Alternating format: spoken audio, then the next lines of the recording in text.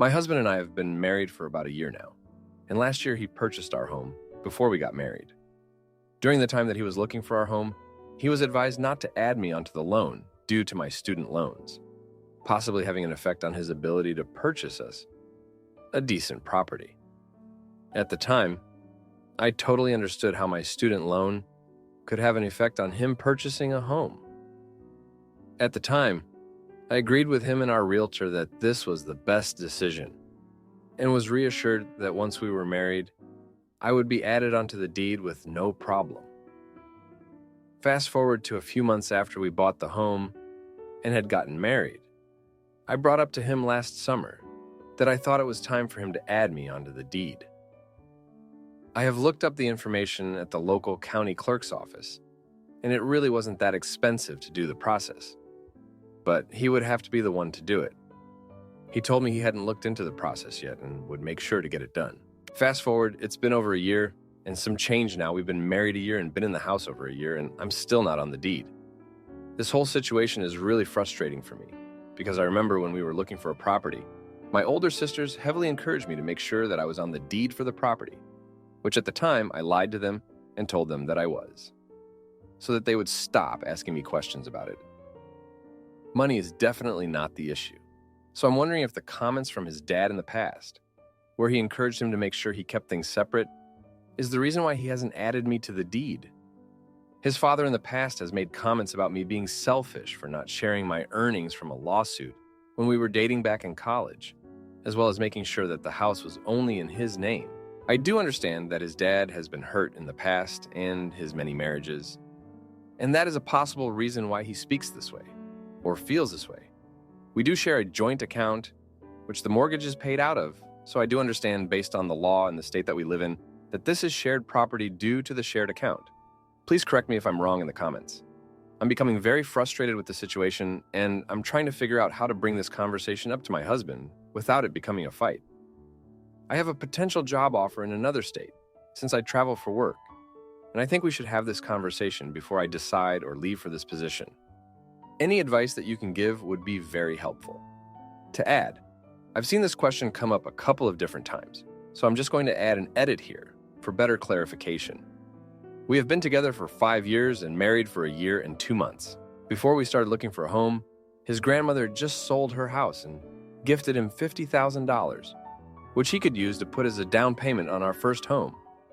He decided to use that money for the down payment of our home. Like stated above, we were advised not to have me on the loan due to my student loan debt at the time, but I was told that I should be added to the deed once we were married. We were looking for this home together as a marital asset because we were due to be married within a month and a half of purchasing the home. We literally got married 1 month after we got the house. In terms of the bills, we do have a joint account, which I contribute to on a bi-weekly basis, and he typically contributes once a month because he only gets paid once a month. Yes, he is an attorney, and yes, I am a therapist for our profession. I am not leaving my spouse for a job. I am a travel therapist, and I take contracts outside of our city and state for contract positions. I have been doing this for the last 2.5 years. I find it very frustrating because during his time in law school, I held it down and I paid the majority of our bills. Also, my salary when I go on contracts for 3 months can be equal or greater than his attorney's salary, which also means that I am technically contributing more to our household. We currently have 2 joint accounts together, one at a regular brick-and-mortar bank, and one which is Ally Online Banking. I have 3 separate accounts of my own that I maintain by myself.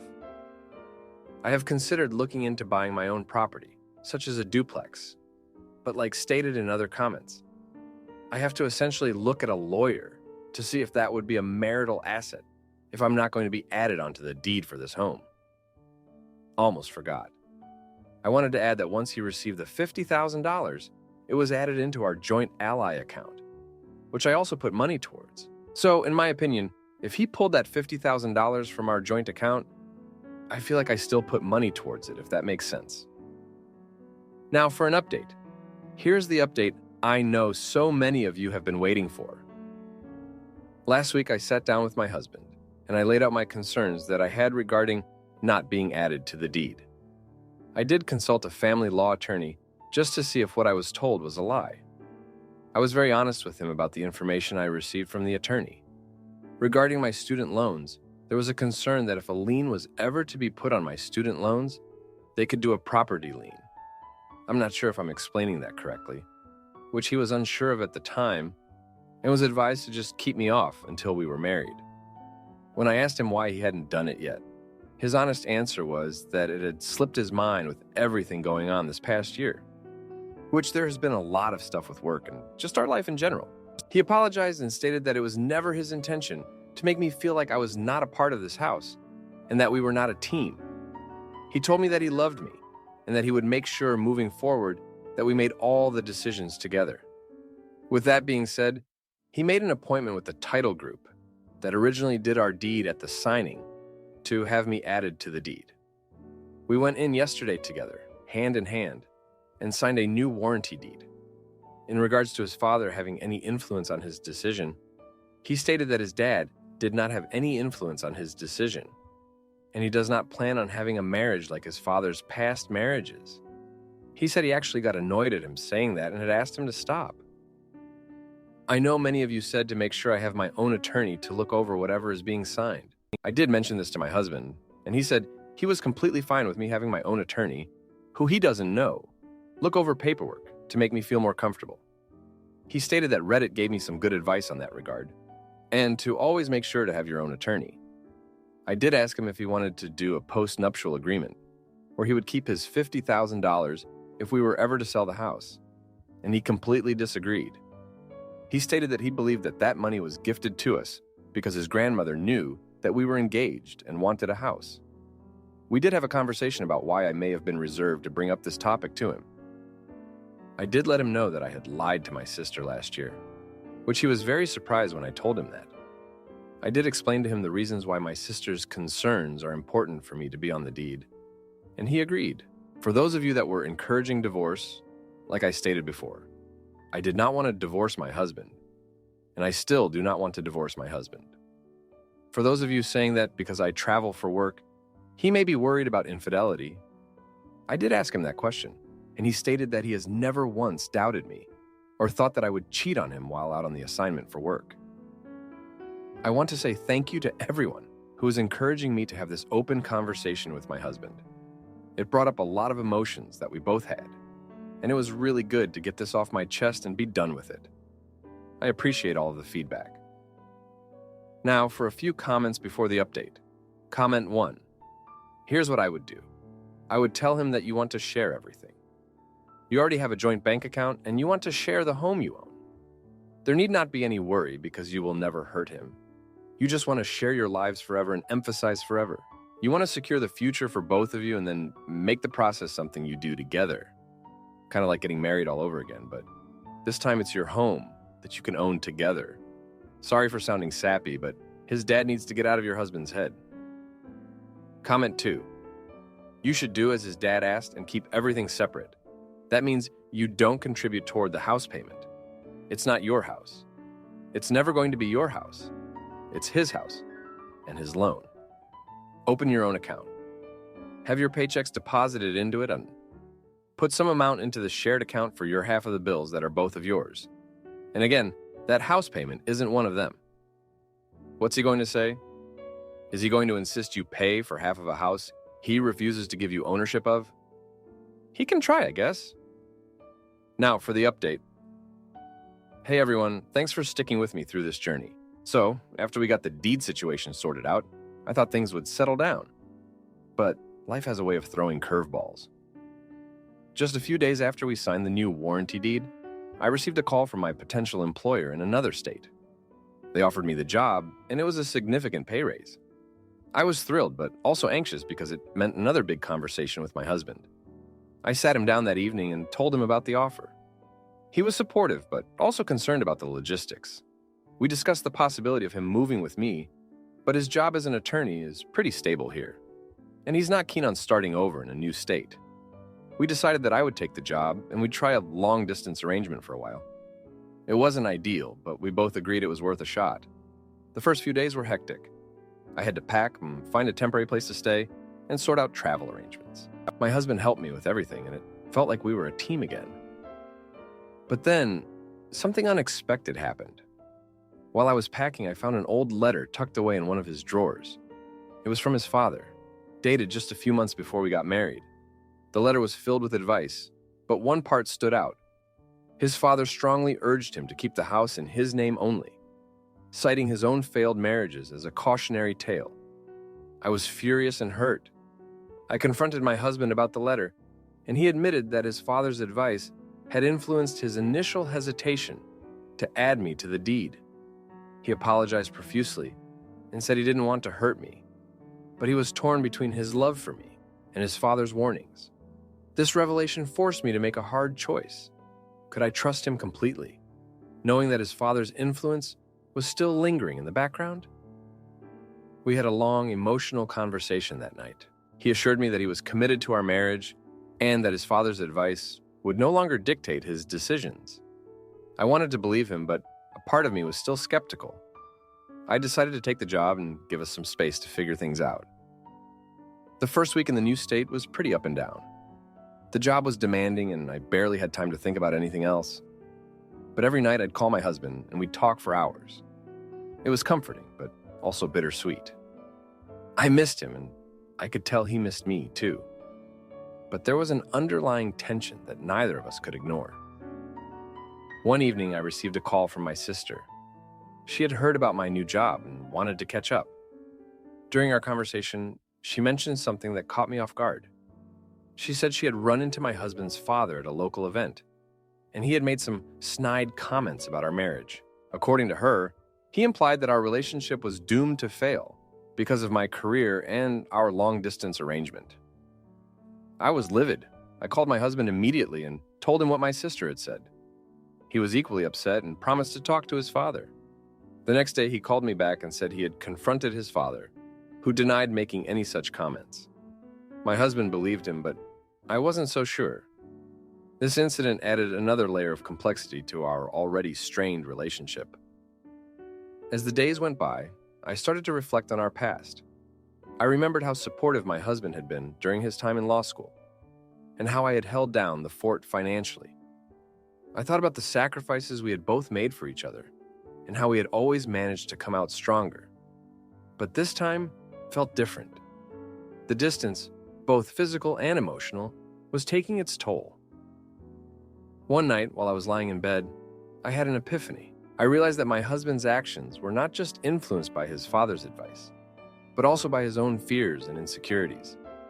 He had always been the stable one, the provider, and the thought of losing control over something as significant as our home terrified him. This understanding didn't make the situation any easier, but it gave me a new perspective. I decided to take a proactive approach. I suggested that we see a marriage counselor, even if it meant doing sessions over video calls. My husband agreed, and we started therapy the following week.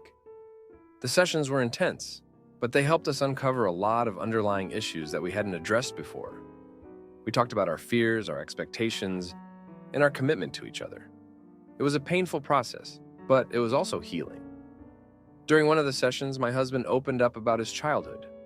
He revealed that his parents' tumultuous marriage had left him with deep-seated fears about commitment and trust. His father's multiple marriages and divorces had made him wary of fully trusting anyone, even me. This was a breakthrough moment for us. It helped me understand why he had been so hesitant to add me to the deed, and why his father's advice had such a strong impact on him. As we continued therapy, we started to rebuild our trust. My husband made a conscious effort to include me in all financial decisions, and I made an effort to be more understanding of his fears. We still had a long way to go, but we were making progress. In the meantime, my new job was going well. I was excelling in my role, and the pay raise was a huge relief. But I missed my husband terribly. The long-distance arrangement was harder than I had anticipated, and there were days when I felt incredibly lonely. But I knew that this was a temporary situation, and we were both committed to making it work. As I look back on the past week, I realize that this experience has brought us closer in some ways. We've had to confront our fears and insecurities head-on, and it has made us stronger as a couple. We still have a lot of work to do, but I'm hopeful that we can overcome these challenges together. Thank you for reading. Am I the idiot for filing for divorce? After my husband cheated with a student's mom. My husband, 32-year-old male, had an affair with one of his students, 6-year-old male's mom, 22-year-old female, Cynthia. Since the affair, I've tried multiple times to leave. I've tried to leave after work. He had hidden a tile tracker in my car, so my Apple Tag reader didn't pick it up. He's cried to me while trying to leave. He refuses to let me go to the grocery store, walk our dog, or sometimes even use the bathroom alone. I don't recognize this person anymore, and I'm terrified. He and Cynthia began chatting due to her son's individualized education program for autism, and things have only escalated from there. A few weeks ago, Cynthia tried to unfortunately take her own life. And being a true stand-up guy, my husband visited her almost every day at the hospital. She essentially had a nervous breakdown. During this time, I was so proud of my husband for being there for a single mother and her son. It's hard to be a single parent. My dad was one, and I knew the challenges it comes with. I don't get jealous easily and was glad he was making friends on his first year of being a teacher. In the coming weeks, he grew closer to Cynthia and became more critical of me. It came to a head last weekend. I went camping with my sister and her kids out of town. He said he had projects at the house he wanted to work on, and so he only joined for the last day of the trip. When I returned home, our house, and particularly our bedroom, was in a state of disarray. Like things had been shifted and moved ever so slightly and in an odd manner. We have a trash can in our closet, and there was a used condom waiting for me at the top of the trash. Then, when I took his car to the car wash, there was a women's shoe in the back seat. While he was in the shower, he left his phone charging where I saw the evidence. Cynthia made the first move around the time she was released from the hospital. She was very forward and evidently didn't care if I figured out. My husband denied her only twice before he got with the program. I feel disappointed and disgusting, but took screenshots of it all. I even secretly recorded when I confronted him about it. He screamed, he cried. He swore he'd never do it again. He swore he'd get tested. My moods have cycled through phases of rage, depression, and numbness. I don't know who this man is anymore. He won't let me leave. He said he won't give up on us. He's been trying to emotionally manipulate me into feeling guilt or sympathy for him, but I simply can't. I feel nothing. My husband and I have been together for 8 years and married for under 1 year by my choice. How can I even begin to trust this man anymore? I sometimes think it'll be better if I sleep in my car than to be in the house with him. Now, for a few comments before the update. Comment 1. Tell your family and get help to leave. Also, take your vehicle to a mechanic or police station after leaving to get it checked for any trackers. You have some options. Don't be afraid to ask your family for help. And if possible, try to get it recorded that he's putting trackers in on your property so that maybe this can be used to get a restraining order and help you get out. Comment 2. Call the police. Simple as that. You clearly have a phone as you're on here. Call the police and tell them he cheated. Now he is holding you hostage. Have them come and hold him off while you pack, and you will be getting a restraining order. Also, call his job and have him fired. Now, for the update. Hey everyone, a lot has happened since the last post. After the confrontation, things got even more complicated. My husband started acting like he was on his best behavior, but I could see through it. He was overly attentive, constantly asking if I needed anything, and trying to initiate conversations about our future. It felt forced and insincere. I knew he was trying to make up for what he did, but it only made me feel more trapped. One evening, about a week after the confrontation, I decided to take a walk around the neighborhood. I needed some air and time to think. I told him I was going to the store, but really, I just wanted to be alone. As I walked, I bumped into our neighbor, Mrs. Thompson. She's an older lady who always seems to know what's going on. She mentioned seeing Cynthia's car parked outside our house a few times when I wasn't home. It was like a punch to the gut, confirming my worst fears. When I got back home, I confronted my husband again. This time, I didn't hold back. I told him about Mrs. Thompson and how I knew he was still seeing Cynthia. He tried to deny it at first, but eventually he broke down and admitted it. He said he felt responsible for her well-being and that she needed him. I couldn't believe what I was hearing. It was like he was trying to justify his betrayal. The next day, I decided to take matters into my own hands. I called Cynthia and asked to meet her. Surprisingly, she agreed. We met at a coffee shop and I laid everything out on the table. I told her how her relationship with my husband was destroying my life. She seemed genuinely remorseful and said she never meant for things to get this far. She admitted that she was in a vulnerable place and that my husband was there for her when she needed someone. It was hard to hear, but I appreciated her honesty. After our meeting, I felt a strange sense of relief. At least now I knew the full story. But it didn't make things any easier. My husband and I had a long talk that night. He apologized again and said he wanted to make things right. He suggested couples therapy, but I wasn't sure if I was ready for that. I needed time to process everything. Over the next few days, I noticed a change in my husband. He seemed more distant, almost like he was giving me space. It was a welcome change, but it also made me realize how much our relationship had deteriorated. I started thinking about my own future and what I wanted. I knew I couldn't stay in this toxic environment forever. One evening, I was sitting in the living room, scrolling through my phone, when I got a message from an old friend, Lisa. We hadn't talked in years, but she had heard about what was going on and wanted to check in. We ended up talking for hours, and it felt good to reconnect with someone who knew me before all this chaos. Lisa reminded me of who I used to be and what I was capable of. The next day, I made a decision. I packed a bag and told my husband I was going to stay with Lisa for a while. He didn't try to stop me this time. He just looked defeated. As I drove away, I felt a mix of emotions: relief, sadness, and a glimmer of hope. I knew this was the first step towards reclaiming my life. Staying with Lisa was a breath of fresh air. She was supportive and understanding, and it felt good to be around someone who genuinely cared about me. We spent hours talking about everything that had happened, and she helped me see things from a different perspective. She reminded me that I deserved better, and that it was okay to put myself first. During my time with Lisa, I started to reflect on my relationship with my husband. I realized that there were red flags from the beginning that I had ignored. He was always a bit controlling, but I had brushed it off as him being protective. Looking back, I could see how his behavior had gradually escalated over the years. One night, Lisa and I were sitting on her porch, sipping wine and talking about the past. She brought up a memory from college when I had stood up to a professor who was being unfair. She reminded me of how strong and confident I used to be. It was a wake-up call. I realized that I had lost a part of myself in this relationship, and it was time to get it back. I decided to file for divorce. It wasn't an easy decision, but I knew it was the right one. I met with a lawyer and started the process. When I told my husband, he was devastated. He begged me to reconsider, but I stood my ground. I told him that I needed to do this for myself. The fallout was intense. My husband tried to guilt-trip me, saying that I was abandoning him when he needed me the most. But I knew that staying with him would only continue the cycle of manipulation and control. I had to break free.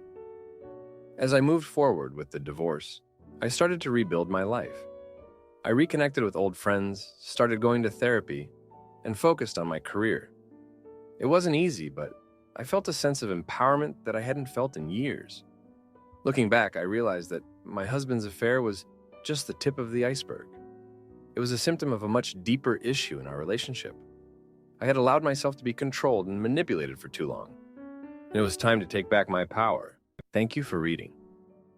Am I the idiot for being furious at my husband for posing with my friend?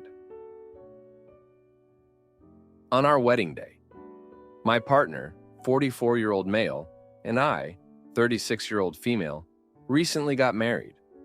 We've been through a lot together in a relatively short time, but we've managed to work through most of our issues. One of the root causes is his thoughtlessness in words and actions and my insecurity.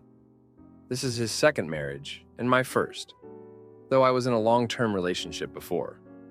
We both have kids from these prior relationships. There have been a lot of complications, as happens when you team up later in life. And for the most part, we've navigated these issues as thoughtfully as possible. We are very conscious of making the kids feel at ease, and I'm proud to say that it has gone very well. He is kind and clever, and I love being with him. However, There are things I have a very hard time letting go of, and they have to do with boundaries. In his previous relationship, there was a very distinct lack of boundaries, which carried over into our relationship. Think open marriage, group intimacy, deep codependency, his ex's alcoholism, his ex cheating, not knowing if he was his child's father, and a whole bunch of other stuff. He feels a lot of shame for a lot of these, as they go against his moral beliefs, and has been to therapy to resolve his feelings. In the meantime, he has said and done things towards me that, to me, are very disrespectful.